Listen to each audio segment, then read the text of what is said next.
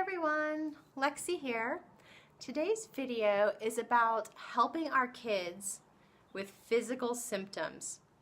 Now this is a question that I do get a lot, and I actually do have quite a bit of experience on because I have children. My kids right now are 9 and 11, so they're not little, but they're not into the teenage age yet, so they're that perfect age of still listens to what I say, but still have some of their own opinions. So I have a lot of experience with illnesses in children, I guess, or discomforts and symptoms. My kids, when they were toddlers, they had really bad eczema and food sensitivities and allergies. And my son, his eczema used to crack and bleed like in the inside of his arms. And my daughter used to have trouble breathing, kind of like an asthma, but not quite a real asthma, but it would happen, just seemed kind of random when she would eat certain foods or when she wasn't feeling well. She would get a lot of croup quite often. And they've gone through that and several other various symptoms and illnesses and things that I really wanted to help them with, and I was often a lot of times left really powerless, so just feeling really powerless, like there was just nothing I could do to make their lives happy and good and easy and smooth, because I felt like I was always having to deal and fix these illnesses for them. So common. Only every parent wants to fluff their child's nest and have them have an easy, pain-free experience. I mean, wouldn't that just make us all feel so good? I think it would. So from this spiritual, metaphysical point of view, all contrast in our lives is here to help us. It's here to help us come back into the alignment and our truth of who we are. So we are all, everyone, the creators and directors of our own reality. So that includes our children. So this isn't any advice on parenting, because of course that's, a lot of opinions on that in our cultures, depending on where you're at. And there's a lot of meaning we put on being a good parent, and what it means to be responsible for your kids and to take care of your children and to, put them first and yourself last and do everything you can to make sure that they're okay. Now these are all things that, we learned and were conditioned, because if we're the powerful creators of our reality, then our children are also the powerful creators of their reality. Before they were even born, they chose us as parents. They chose the main experiences that they were going to come here to have, the main, way they wanted to grow and express themselves and learn about themselves. And that is completely out of our control. Even though we would really like it to be in our control, of course, we really would love to protect our children from all of this contrast, these things that we think that they might struggle with and have a hard time with, and that we perceive them suffering or struggling with. So basically, when it comes down to shifting our minds into more alignment with our truth, we come to recognize that we're not responsible for our children's experiences. Even if they're in pain, even if they're suffering with any kind of symptom or discomfort. Now, we're parents. Of course we're going to help them. Of course we're going to support them. Of course we're going to do what we can for them. We love them. But it's switching from being the people that are responsible for fixing them and taking away their pain to being there and accepting them as they are and knowing that this experience is valuable for them in some way, even if we don't see it, because they are creating it in their reality, and maybe they're creating it to actually help us. One of the things I find with children is sometimes they have these illnesses because they're actually agreed to come here to help us. It brings up emotions for us. It triggers things that we don't want to look at, maybe fear, maybe anger, maybe, we had a situation similar happen when we were a child and we were teased or bullied for it, and we just kind of shut off and we don't want to go there. And our children have this way of opening up some of those old wounds and opening up some of those layers of emotions that we haven't wanted to look at. So that's one way that the children are actually helping us. I mean, who out there hasn't had a child that has triggered them in some way? I have yet to meet a person who never felt any type of contrast for themselves coming through their children, right?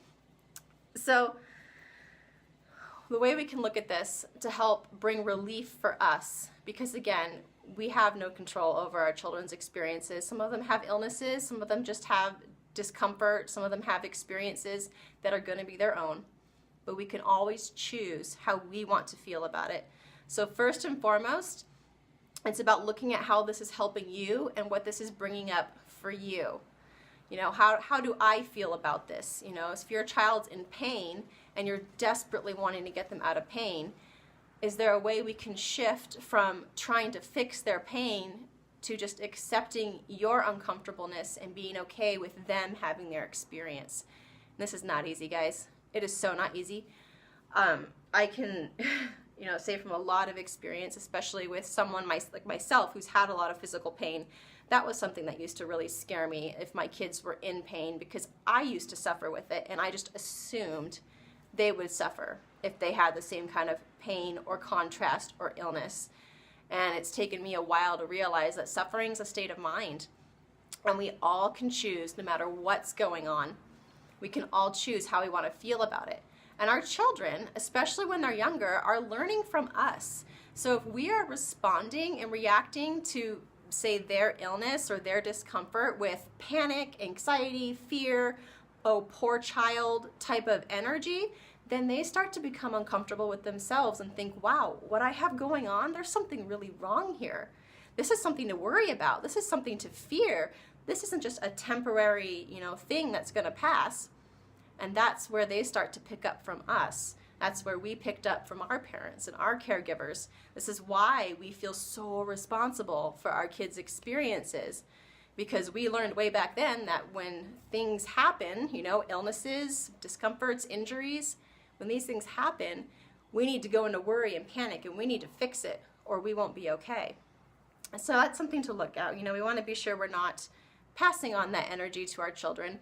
And if we are, you know, it's all right too, because this is all part of the experience. And it's not like you have to try to hide your worry or concern from your children, but you can be open and talk to them and ask them, you know, how do you feel about this going on? Is there some insight here for you? And you know, you can let your children know, you guys are also the powerful creators of your life. You know, how do you want to see yourself? How do you want to feel about yourself first and foremost, regardless of what is, you know, showing up on your skin irritation, or, you know, whatever kind of illness. Hold on, there's a bus going by. I always pick the perfect times to do these videos outside. So we want to let our children know that they also have the power to look at their lives differently and to see how they can accept themselves and be more comfortable within themselves regardless of what's going on. So, of course, we all want to help our children. Of course, we all want to do everything we can to help them feel better and make this a good experience for them. But it is about taking a step back and being willing to feel what this is bringing up for you first and foremost. Because as you do that, you're going to be able to open up to more possibilities.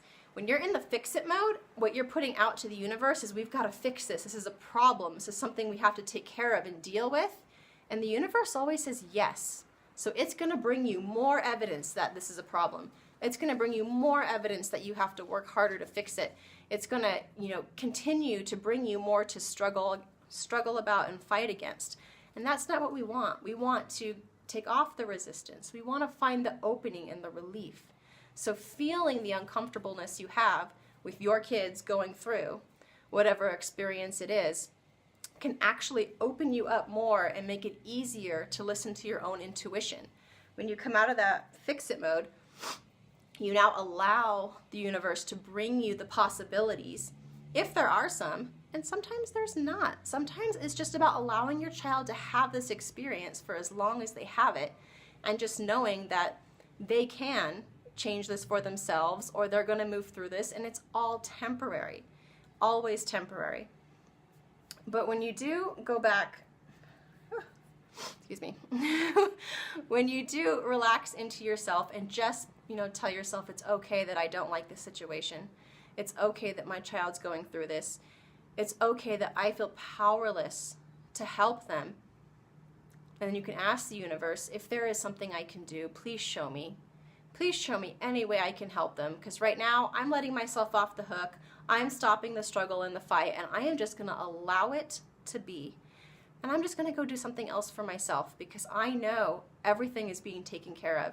And it always is, guys. It always is. Even if you don't believe it at first. This isn't an easy way to switch your mind at first. It really takes some diligence to really be willing to be very uncomfortable and to have that fear that possibly my child could get really sick or be permanently injured or die. These are all the subtle fears that are actually behind us wanting to fix every symptom for them. It's these things that we don't allow ourselves to go to the depth of, like, what if I didn't do anything for my child's eczema? What if his arm, kept bleeding out and it got worse and worse and it spread over his whole body? And then what if it was so bad he was in the hospital? And what if it got infected and he died? These things, we actually do have some of these deeper fears that we're just not willing to look at. We're not even aware that this is behind, just a simple trying to our hardest to fix, that symptom, to fix that eczema, to make it go away. We're putting our feeling better on our children's experience. When we're trying to fix it, we're basically saying we can't feel better until our child has a good experience.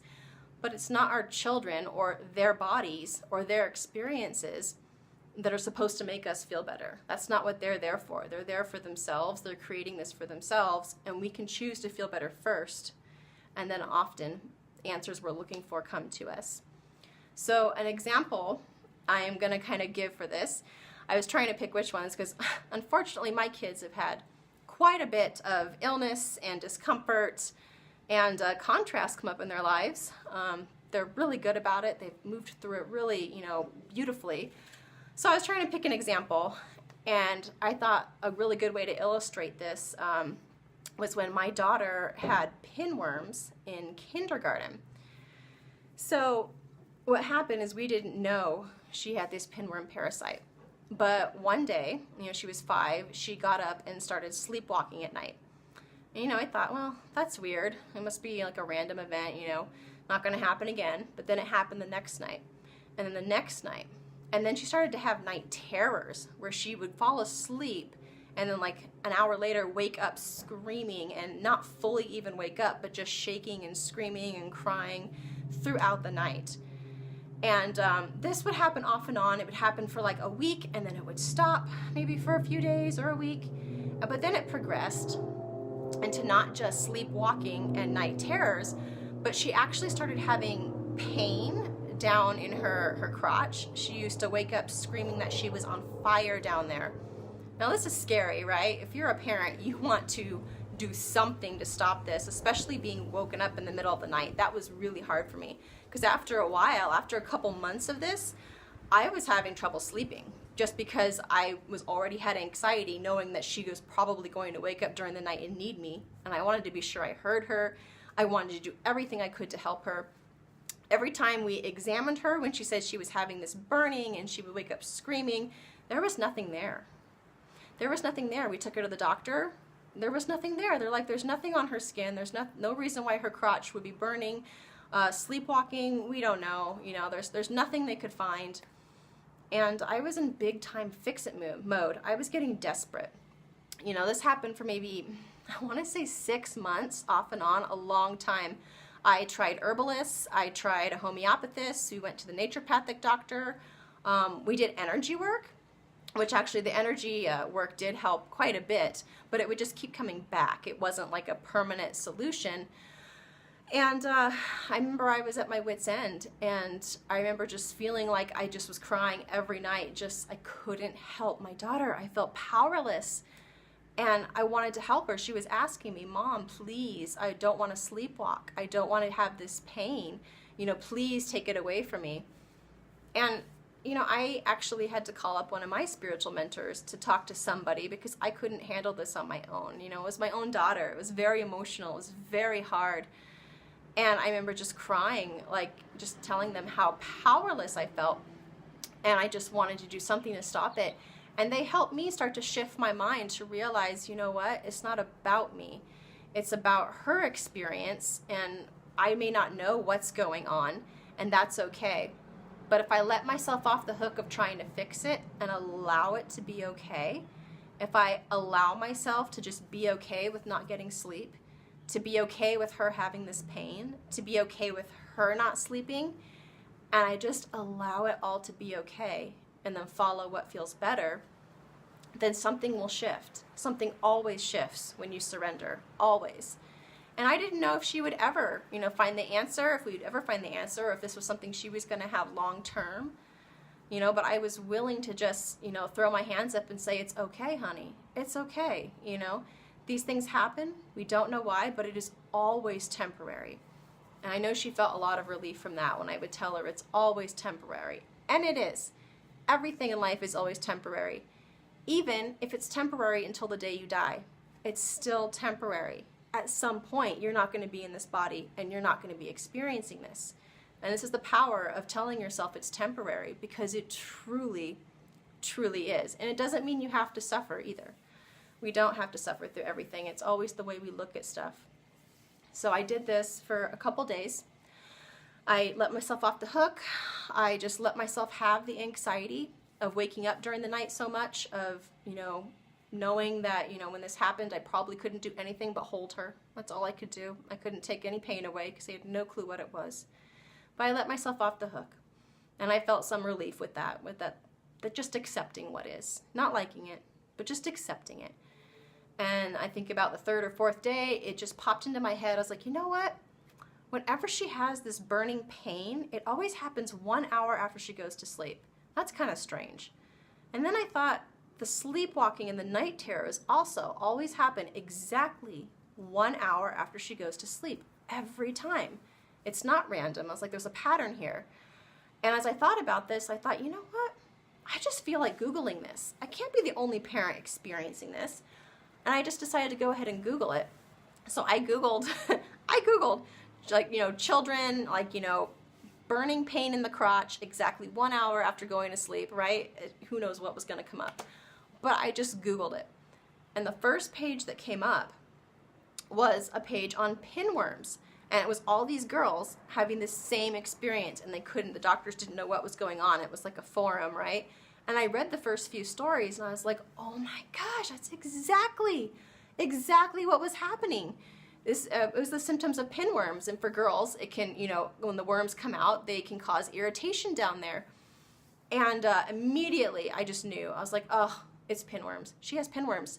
And so the next night when she said she was screaming, burning pain again, I was like, all right, now I know what I'm looking for, right? So we examined her, we found the worm, sure enough, it was there. Next day, went right to her doctor.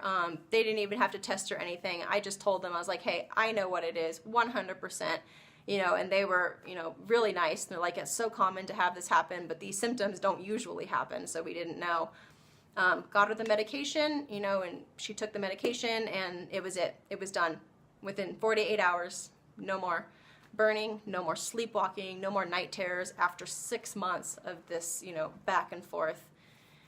And it happens that quick, I'm not saying everybody's going to have relief that quick, but it's about following what feels better and letting yourself off the hook for being responsible for your children's experience. And sometimes, especially if your children are older, they might come to you with an idea. Their own intuition's working too. They might have a sense of what's going on, or what they need to feel better, or who they need to see. And as parents with little children, it's going to mostly come through us. And it may happen that quickly, and it may take a little longer. There might be more for you to experience here with this. But that's the beauty of surrendering. The beauty of surrendering and following your intuition, following what feels better. Because I wasn't searching the internet trying to fix it. It literally felt better once I decided not to fix it, to have this idea pop in my head and then just jump on and see what I found. And that's just happened to be exactly what I needed, the answer right there. So you open yourself up to the possibilities. So this is one of the best ways you can help your kids. It's indirect, but it's the way, metaphysics works. It's the way our world really does work. The harder you try to fix and the more you try to deal with situations, the more the universe gives you to fix and to deal with. But when you let it go and surrender, feel what you're feeling, allow it to move through, be willing to be uncomfortable, know that it is always temporary, and when you let yourself off the hook, that shift happens and it opens you up to possibilities of how this is helping you, or possibilities of how, this can be, rectified or turned around or looked at differently or healed or solved, and it's not always about you. Sometimes our kids have things that go on for a very long time, and, you just accept them as they are and just love them, and just let them know that you're here for them. And sometimes that's the best you can do. Sometimes we never get to fix our children, and it's something that is part of their experience that they're going to just have and they're going to learn and grow from. So that is my best advice for helping your children, is really helping yourself first. And then the other thing I wanted to mention too is the other way that you can also help give yourself some relief and help your children shift is envisioning your children how you want them to be. And this goes with what I always talk about, your intentions, lining up with what you want. This goes with every situation because we are directing our reality, and our children are a part of our reality, right? We've manifested them into our experience. So taking that time when you do let yourself off the hook there, envision your children how you want them to be. Envision how you want them to feel. Picture them looking healthy. Picture them looking happy. Whatever that means to you, what you want for your children, and let that go. Put that out there, let that go. That helps, ripple out that energy to you, from you to them. Doesn't mean your children, change right away. And maybe they will, maybe they won't. But it changes the way you see them. And when you change the way you see them, you're putting more of that energy out for them. When you choose to see them as victims and powerless, you're putting that energy out to them too, and it's much easier for them to pick up on that victim-like powerless mode, that poor me, something's wrong energy. So you want to put out that energy of you're fine just the way you are. That energy of acceptance, that energy of you can find relief. You can, be happy. You can be in joy regardless of what's going on in your physical body. So that's the other thing that I think is key and has really helped me, especially with my children, with everything they've gone through, is really picturing them how I want to see them and how they want to feel. And, despite everything we've had in their short 9 and 11 years, today, right now, in this moment, they're good. They are good. So everything we went through has been temporary, and sometimes the stuff comes back, and sometimes it goes away and doesn't come back. But it's always temporary. Everything's always moving, changing, and shifting. You just got to be willing to see it that way. So I hope this helps you guys, and have a great day. Bye.